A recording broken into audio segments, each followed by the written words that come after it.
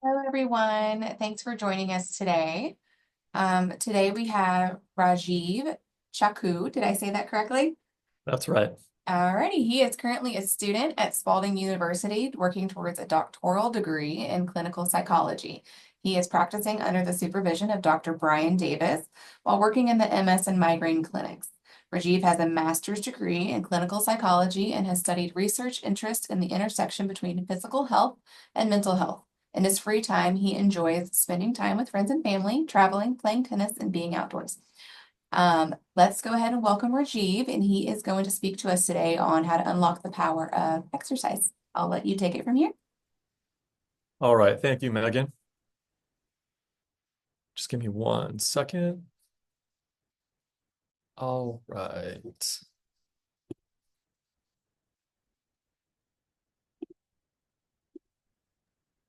You can hit play from the start, and then it should. All right. Thank you very much. Cool. So thank you all for having me. Thank you for being here today. I was super excited to give this talk. Essentially, so just like Megan said, I am a third year doctoral student in psychology. And what I do at Norton is I work with MS patients doing health psychology. And so it really is kind of the intersection between um, health and the psychological aspect as well, and kind of how that overlaps. So a lot of patients I see when they come in, we ask about many, many different things, and one of them is exercise. And I kind of noticed during my intakes with patients that a lot of times it would be kind of on a spectrum, either or. So on one side, it's pretty often when I would ask patients about exercise, they would say that, they're not doing too much exercise. It's not really on their radar. On the opposite side of the spectrum, when I talk to patients, some say they're doing just what they did before their diagnosis, or even more so. And so really it's kind of that wide spectrum and kind of that polarity that I was seeing. And so the whole inspiration for the talk is I wanted to do some more research myself about, what about exercise and MS? What does the research say um, specifically for MS patients? And so I kind of did some digging and we'll kind of get started. So in terms of kind of going through the presentation, I think it'd be nice to kind of start using the biopsychosocial model. So when I talk about exercise, it's not really just one specific thing. So physical health and mental health is really at the core of many different domains. So psychologically, when we think about that, we're talking about thought patterns, we're talking about a person's coping skills. In terms of socially, it's kind of what you would think. We're talking about their relationships, whether it's a spouse, whether it's a friend, whether it's a child, a parent, or their community as well, neighborhoods. In terms of biology, we're looking at genetics, we're looking at medications and possible side effects. We're looking at the health condition, of course, and how they all kind of intersect. And so at the core, in the overlap of all those domains is physical and mental health. And so in this presentation, when I kind of go through, exercise itself, it's not really exercise in isolation. It's really exercise taking into account the psychological aspect, the social aspect, and the biological aspect as well. And physical and mental health, as I'll kind of get into in a second, is very interrelated. So physical and mental, even though they kind of it's separate in terms of how we say it, it's actually very, very connected. So in terms of then versus now. So previously for MS patients, physicians and the healthcare community really discouraged exercise. And that was because they were trying to be cautious. And so at the time, there was less evidence when we talk about benefits and risks. as all providers do, it wasn't as well understood. There was no real research data out there. And so to be conservative was considered the smart thing to do. And so, if you have MS, we don't want to push you too hard. And we're not sure if you do exercise, if you do continue to kind of push your body, well, what would happen? And so that was in the past. Now, currently, with research coming out, and of course, new studies happening all the time, it actually changed, and there was quite a big shift. And so instead of providers saying, well, maybe you should take it easy, exercise is actually part of the treatment plan for MS care. And so that's a huge shift in that framework. And so when we talk about providers, we're talking about physicians, we're talking about PT, OT, speech, nurses, really anyone that is involved and that has specialized training within MS. So it's really been, in the past 15 to 20 years plus, a shift in terms of that framework of exercise, we're not sure, to where exercise really should be incorporated into the routine for MS patients. So in terms of, why was it, maybe not pushed as much in the past? So when we talk about, things that could happen was providers were, they were worried about increase in fatigue. And as we know, fatigue is, you know, 85, 90% plus of patients that have MS, one of the most common symptoms. And so the theory was, well, if patients exercise, their fatigue may get worse. In addition to that, heat sensitivity is a huge issue in MS care, right? And so it's not just, when heat increases, it's also even change in temperature, even a slight change in temperature, went from cold to hot, hot to cold. Of course, when we think of things like the weather, that can make a big difference. And so in the past, medical providers used to think, well, it can increase that heat sensitivity for patients, and that wouldn't be beneficial for them. But currently, with technology, we're talking about imaging, right? So looking at brain structures, looking at inflammatory markers, and those kinds of things. Research studies, they actually show that there are physiological changes that you can show that exercise is beneficial. So structurally, you can see that. Now, in addition to biology and anatomy, just in terms of quality of life. And so quality of life is really something that kind of, has become more important as we talk about healthcare and health in general and wellness.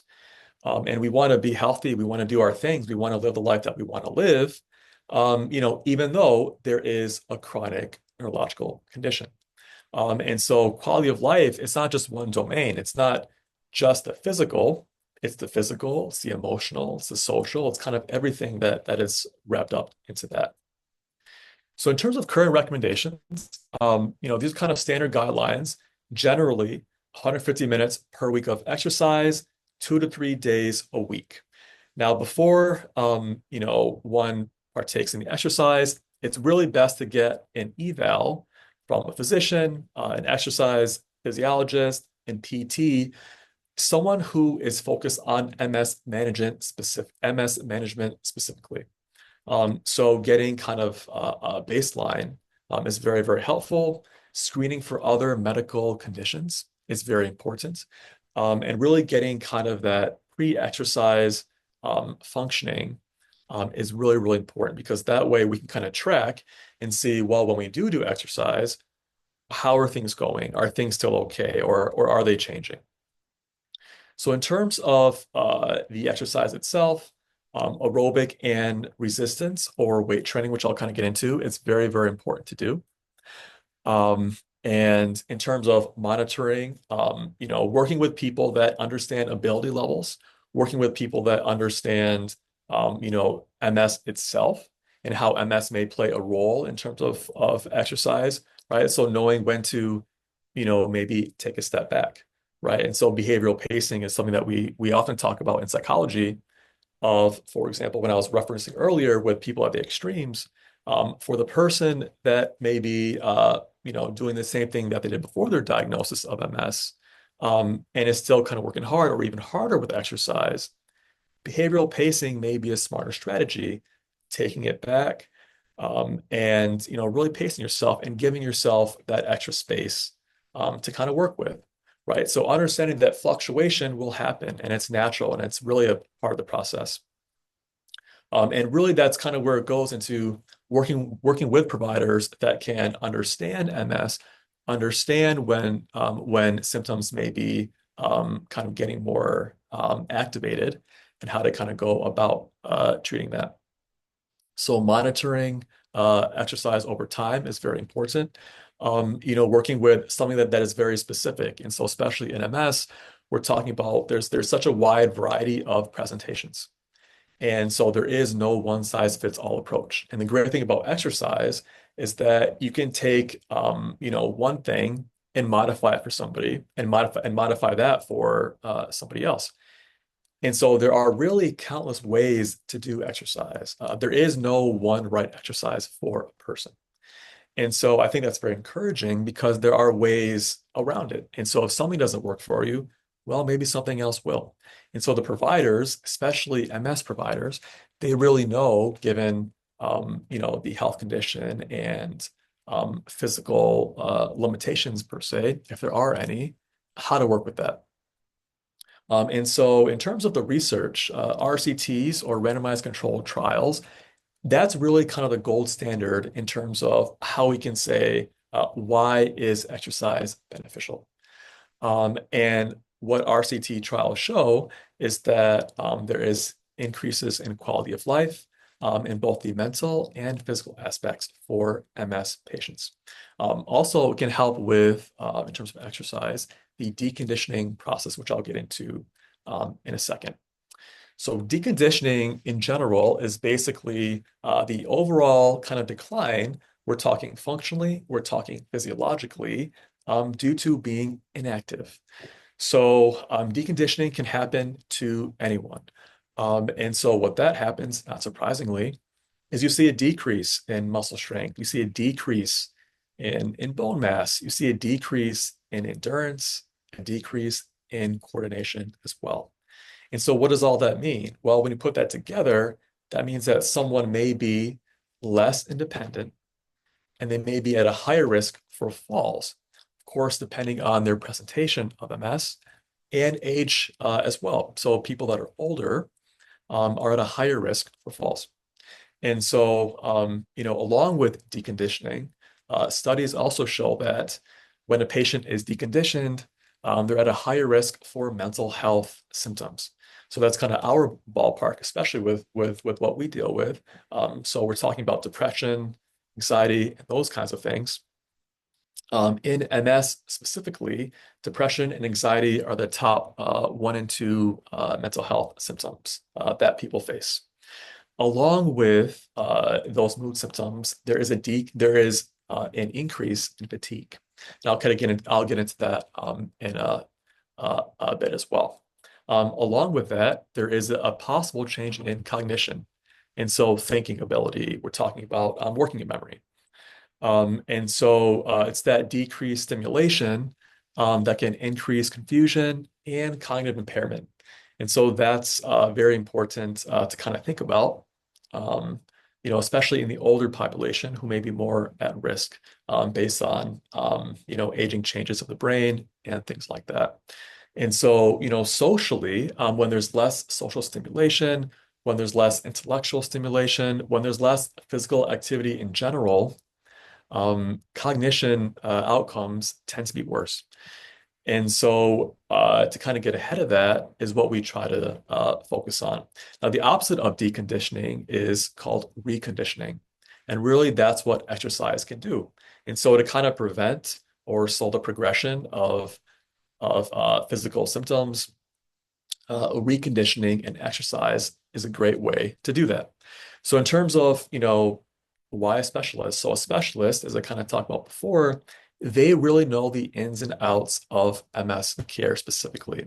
And so here's just one example, a neurologic clinical specialist. They have a whole variety of training. So over 2,000 hours of direct care, working with neurologic conditions, competency in everything from research, education, consultation, etc. They have to pass an exam. And it can be really anyone. It's not one specific field. It can be a PT, it can be a nurse, it can be OT, it can be any kind of related, possibly ancillary field that has a specialty in MS. And so MS is complex. And providers, the more that providers know about it, the better. And so this is kind of a great way to see, well, what's a way to kind of get in contact or know, well, maybe let's look at some providers that do have these certifications. And Norton, which is, where we are in our system, I know that our PTs, they do have certifications that allow them to work one-on-one with patients that have MS.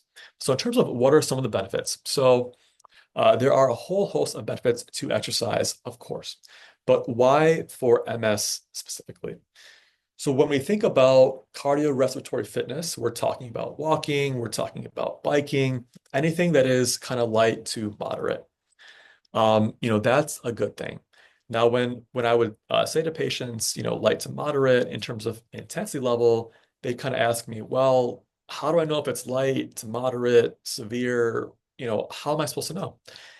And so I think a good way to gauge that is knowing that the severity of intensity is if you kind of think about having a conversation with someone. So for example, if you're doing very, very severe exercise and you're kind of pushing yourself pretty heavily, you're probably not going to have a conversation with someone. Now, if you're exercising, light to moderately, and you can have a conversation, you're probably in that low to moderate intensity range. That's kind of a good way to gauge it. So in terms of respiratory fitness, if you're using more muscles, you're increasing your VO2 max. And that will also decrease fatigue.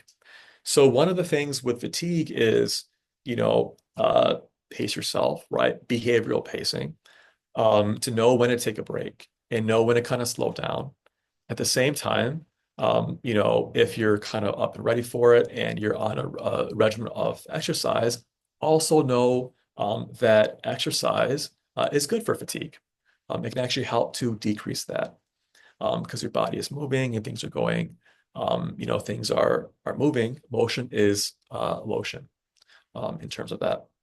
And what that does is you can also increase the VO2 max. And so you're taking in more oxygen with more muscle being used, more muscles, which decrease the fatigue.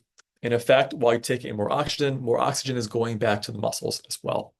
So it's that bidirectional relationship, which kind of makes a difference. And of course, that fitness, what research shows in general, is that it can improve mood symptoms. So in terms of endurance and strength, how does exercise help? So when you're contracting your muscles, you're going against a load, and you're increasing that strength. And that's why it's very, very beneficial.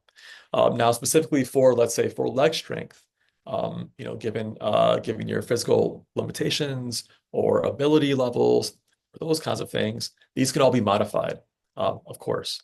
But one example is leg strength. When we think about walking, it may not seem complicated, but walking is, you're using, many different muscles. You're using, many different tendons and ligaments and having it all work together.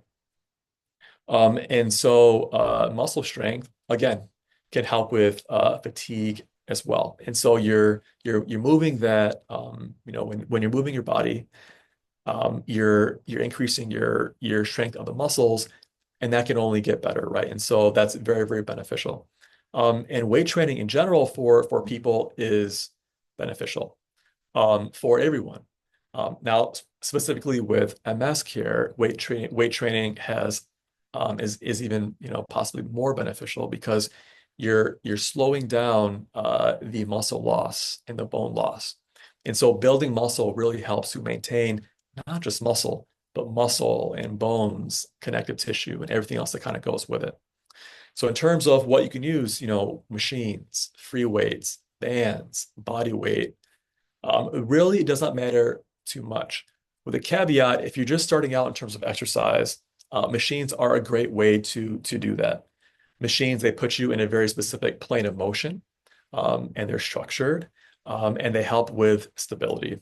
Free weights, of course, you're using more of your own stabilizing muscles, and it's harder to do.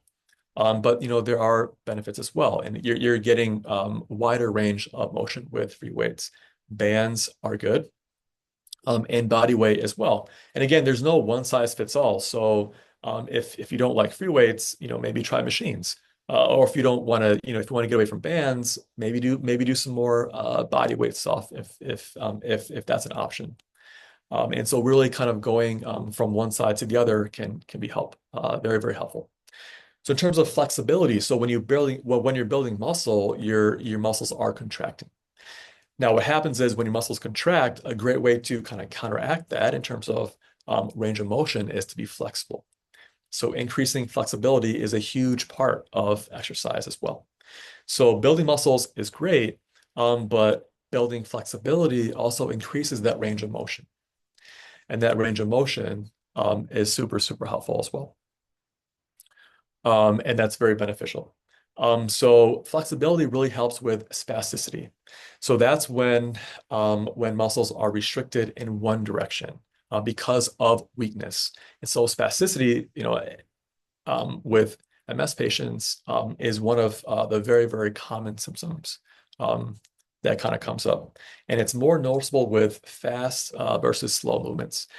And so neurology providers, that's what they actually check for during their exam. They check for spasticity of muscles. They also check for rigidity. Rigidity is when there's restriction in all directions of movement. And generally, there's no noticeable difference between fast and slow movements. So that's kind of the general rule for that.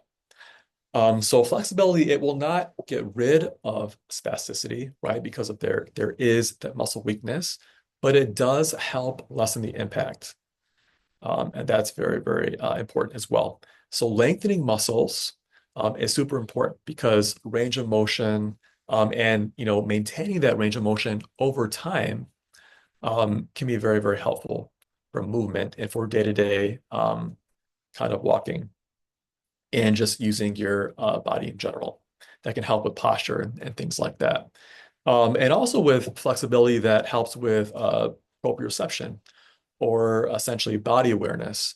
And so providers that deal with MS patients, they know what works best for them. So when we talk about chest exercises, leg exercises, working the hip flexors, what specifically works for that patient? And that's what MS providers can do and work on with them. Of course, balance plays a huge role. So when we think about balance, we're thinking about posture, we're thinking about preventing falls, and those kinds of things. Stability, it's a huge thing, right? And so we know with MS care, balance and coordination, of course, can be affected. And so maintaining balance is kind of a huge part of that as well. So there's something called the Berg Balance Scale, which is essentially a provider has the patient go through a whole set of exercises. A patient sits, a patient stands, they do static motions, they do dynamic movements, kind of a whole wide variety of things. It takes about 20, 25 minutes, I think. And it kind of takes a patient through a step-by-step process. And kind of looking at where's the balance, where's the coordination, and what exercises would be beneficial to help with that, to increase that balance. And also aquatic training, which I'll kind of get into in a second, is also super important. So in terms of fatigue, so fatigue is, like I said earlier, it's the most common symptom in MS, the interesting thing is that the origin, it's not well known. And the reason is because fatigue itself is super complex. So fatigue, in terms of healthcare providers, they're not really sure. Is it the disease? Is it medication side effects? Is it disruptions in sleep? Is it inflammation that's going on in the body? Is it, a decrease in, or sorry, an increase in energy use? And so if you're using more energy, you're becoming more tired. Or is it also psychological? And at the end of the day, it may be a combination of kind of everything. And so we can't, exercise cannot take fatigue away, but exercise can be very, very beneficial, helping to manage fatigue and manage the impact of it. And that is shown by research trials. In terms of fitness, aerobic and aquatic, which I'll kind of get into in a second, are very, very important for fatigue. So in terms of aquatic, it's kind of interesting. Aquatic therapy has been used for neurological, diseases for a long, long period of time. And people knew that, well, water itself is super cool because water is it has a lot of unique properties. We talk about buoyancy, we talk about turbulence, hydrostatic pressure, resistance, all these properties of water itself that make someone able to do things in the water that they just can't do on land. And so it's been used for neurological conditions. It's been used for Parkinson's. It's been used for TBIs. And now research is showing that it's also very, very helpful for MS. Now, there are, of course, there is a spectrum in terms of its benefits. So based on presentation and based on other kinds of things. But in general, aquatic therapy has really, really good research for it. And so when you think about why water, you can, get in there, there's that relief of body weight, right? And so you're also, you have to continue to use your muscles for stabilization the whole time that you're there. And so, you're building strength and you're building balance and you're coordinating muscles. You're doing it all at the same time, and it's a very, hopefully fun thing to do. And you're kind of working multiple things all at the same time.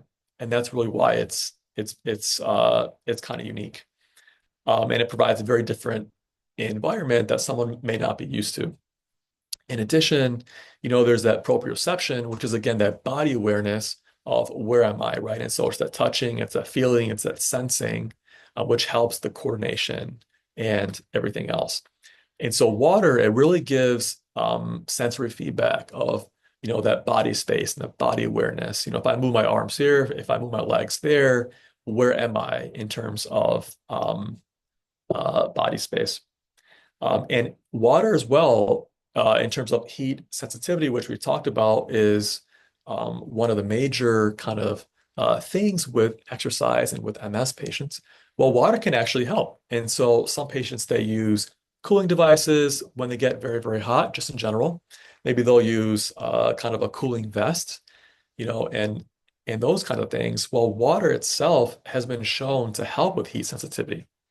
And so if that is somewhat of an issue, maybe hop in the pool, and maybe, use water to your advantage. It can be very, very helpful. So in terms of, what it may look like for someone who's kind of getting started with exercise, right? And so there's a huge, again, spectrum of presentations. Everyone may be at, different levels. Everyone has different limitations. Everyone is kind of at a different stage. But if you kind of look at it, let's say from the very beginning, what is kind of in a gradient model, what kind of works? So research shows that the exercise staircase model is very, very helpful. So we think of a staircase in terms of what are the different layers kind of moving up. So there's the lowest rung, then the next one, the next one, and the next one. So the first one is generally passive range of motion exercises. So that can be arms, that can be legs, that can be torso, that can be just the body motions in general. And so that's when your provider is really working with you, with going through those passive motion exercises. So you yourself are not really doing that you're on your own. They're really kind of working that side for you. Now, the next step up on the ladder are the active ranges is the active range for exercises. So even though, there is muscle weakness in MS, which generally is usually specific muscles, and of course, there could be a wide variety of different presentations, but generally, a specific set of muscles are affected. The active range of motion can help that. And so you're targeting, that's you yourself, you're doing exercises with a provider. And so you're doing it on your own. And so you're building that strength, you're building that balance and that coordination, and things that kind of go along with that. And then there's the integrated exercises where you're really kind of having everything. So the balance, coordination, endurance levels, you're doing things on your own, or with assistance. But generally, you're kind of combining all the skills and all the training and everything else that you learned before in kind of a very holistic way. And a good way to kind of think about in terms of pacing, like we talked about behavioral pacing, is kind of the 2 hour rule that some people talk about in healthcare. So a good kind of gauge of thinking about time is or in terms of intensity, is, if you're tired more than 2 hours, about 2 hours after working out, after the exercises, that may be kind of a signal that maybe you should modify and pull back. And so that's kind of a good gauge to figure out, well, am I pushing too hard? Am I doing too much? Do I need to maybe kind of take it a step back? And of course, like we said, there is no right or wrong with exercise. That's why exercise is great, because you can do so many different things in so many different ways. So in terms of things to keep in mind, so when we think of MS care and MS management, so exercise can be helpful, even though it may need to be done differently. So before diagnosis, if patients were doing many, many things and they're very active, after a diagnosis, let's say, they may need to, they may not be able to do certain things in the same way. So really, it's that idea of workability. And so even though things may need to be done a different way than before, does not mean that you cannot do the same things, right? Because your actions and your goals, they're all kind of trending towards the same thing. And so, modifying things is not a bad thing. It also helps to be supervised. So especially in the very beginning, if you're not sure about which exercises are beneficial, what is helpful, what is not, for your specific condition, based on weakness, based on presentation, based on ability levels, what can help? And so being supervised, especially in the beginning, is super helpful. Also with MS care, kind of what I was talking about just a second ago, adaptation may need to happen. And so if disability, for example, if it increases. And so if you're not able to do, let's say, for example, some things that you were doing 5, 10, 15, 20 plus years ago, you can change your exercises, right? And so they can be modified. Maybe it's using a wheelchair. Maybe it's using one of the things that PT uses for the bike. You're using your arms, maybe in a different and unique way. And so everything can be modified. Also, in terms of exercise, integrating breathing is a huge part of it. So in psychology, we talk about breathing a lot because the physical and mental side of it, again, is connected. And so physiologically, if we can calm our body through breathing, mentally, that can have a lot of positive outcomes. It can help with stress. Life is stressful. Even exercise itself is a form of stress. However, done, in a very controlled way, in a managed way, exercise is super beneficial. When stress becomes a problem is when stress is chronic and when stress becomes distress. And so exercise really helps to kind of keep those stress levels down. And again, using the MS specialist is very important. So kind of thinking about overall thoughts of exercise. So exercise is safe, it is effective for MS patients. And so that traditional view of, maybe taking it easy, maybe not engaging in exercise, that's kind of been debunked. And making exercise part of your care, your daily routine or your weekly routine can be very, very helpful for MS symptoms and body symptoms, physical symptoms, psychological symptoms as well. And so, kind of as I referenced earlier, specific exercises are super important. And talking to MS providers are kind of the best way to do that because MS providers know what is helpful and what is not helpful. And also in terms of exercise, quality of life, like I referenced earlier, is kind of a big thing, right? And so quality of life is emotionally, psychologically, physically, mentally, am I where I am? Do I feel satisfied? How are things going? Actually, research shows that exercise can help with quality of life. And so research trials, they do quality of life surveys and they get all their data from patients. And that's how they can say that with pretty good confidence. And of course, before starting any exercise regimen, it's very important to consult with your physician and keep them in the loop. So if you just started something on your own, make sure your physician knows about it and let them know what you're doing in sessions and how are sessions going. And so keeping your neurological team updated on progress and how are things going is really, really important and beneficial as well. And so for the presentation, that's all I have for you.